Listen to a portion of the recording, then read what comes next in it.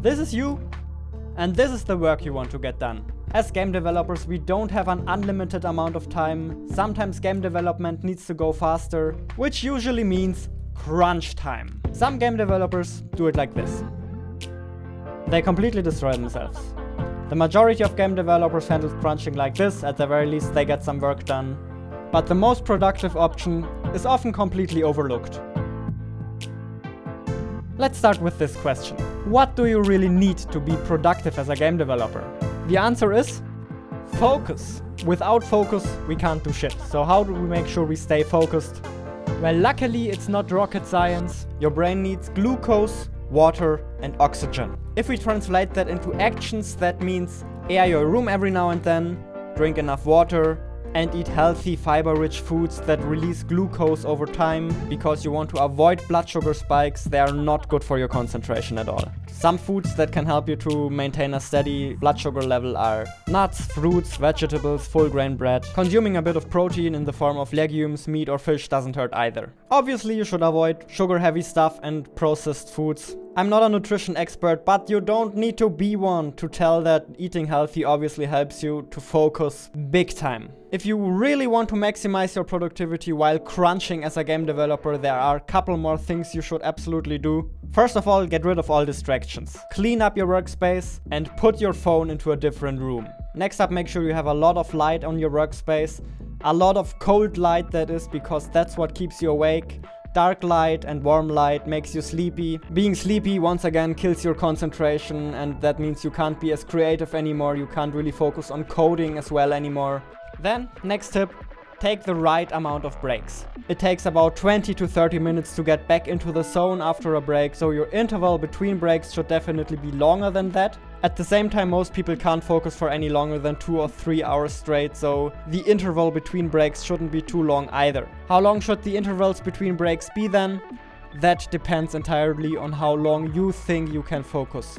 The breaks themselves should be long enough as well, at the very least 30 minutes, but I'm also an advocate of just doing 1 hour breaks because that allows you to regenerate a lot better in my opinion. And then during game development breaks, move your body, take a walk, do some sports, go outside. In order to get all of this right, I highly recommend you plan out your day. Plan what you want to get done, what are the next steps for your game, and when will you take your breaks. Now, the most important and most valuable thing I still need to give you is a proper example for all of that. I recently did a little crunch day for my indie game Will You Snail, so here we go.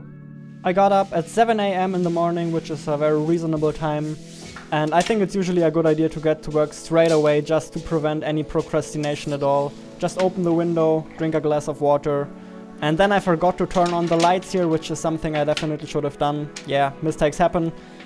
And obviously the first thing I did is I planned out my day. So today we're gonna get 9.5 hours of work in, which is not a lot to think about crunching, but in terms of creative work, it's definitely more than enough. What you've just heard was a recording I made in the morning, so yes, I sounded a little sleepy there. Here you can see the state of the game when I got started in the morning. This is Will You Snail, a rage game platformer where obstacles are placed in real time by an AI. Here, for example, the things that require the least amount of concentration come last.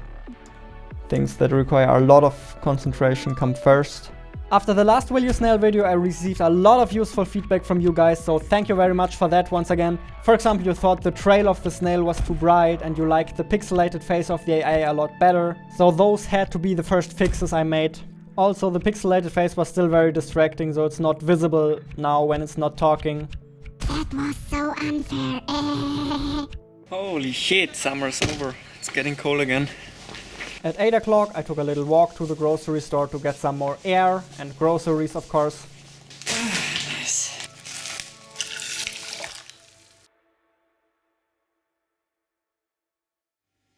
So for breakfast, I had a bit of porridge with blueberries and some eggs. And I also prepared a giant bowl of healthy snacks for the day. Once again, you want to eat stuff that helps you to keep your blood sugar level as constant as possible, neither too high nor too low. As you can see, I also put some dark chocolate in there. I think that was a mistake. Maybe if I do it next time, I'll use one with even less sugar.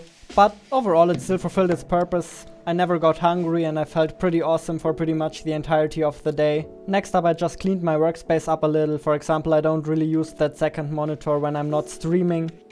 This shit here is distracting me as well now. Here we go. Basically, the main task for the day is recording and implementing voice lines for the AI. First of all, I had to come up with some voice lines I want to implement, and then at around 10 o'clock I started recording them. I didn't record a lot of them, pretty much just one for every situation, so there's still more or less placeholders. I came up with a lot of situations the AI has to react to though. Cool. Somebody wants to play with me? Let's go. So I managed to implement the first two voice lines, which was this one and... Lol, I got you. Not sure if I want to keep the voice and the personality of the AI like this. Feel free to give me some feedback on that.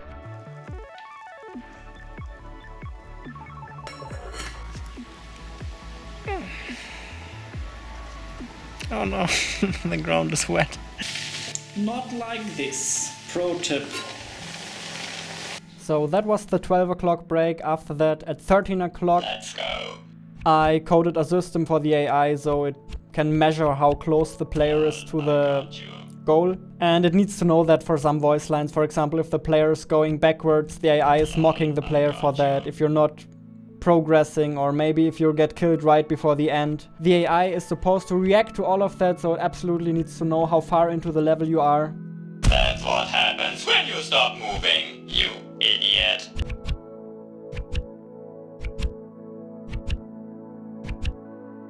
You wanna dance? Okay, let's dance. Will that be a new record? I don't think so. In my 16 o'clock break, I went for a run, which is absolutely awesome for clearing your mind. Even better if you have some friends to run with. Not moving your body all day long is one of the biggest mistakes you can make, in my opinion. Maybe you think you can't afford that. I'm telling you, you can't afford not to do that. Nice workout complete. Now I have some really nice light coming into my room. Very nice atmosphere. Looking forward to the next 3 hours of work. Absolutely pumped.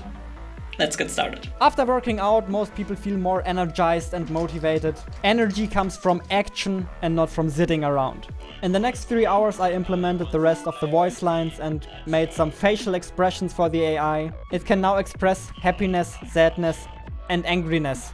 The reason why implementing all of these voice lines took so long is because they're pretty much all exceptions, special cases you need to check. And I also had to rework the voice system in general because I had to make sure the AI doesn't keep repeating the same voice lines over and over again. Stop going backwards, idiot. Oh boy, I killed you right next to the spawn. Haha, you thought you could slip through? Think again. OMG, why do you keep dying there? There's one more question I need to ask you. Definitely a very sustainable way of crunching. I definitely feel like I could do this for multiple days, maybe even for weeks. So what will you do next time a deadline's coming closer?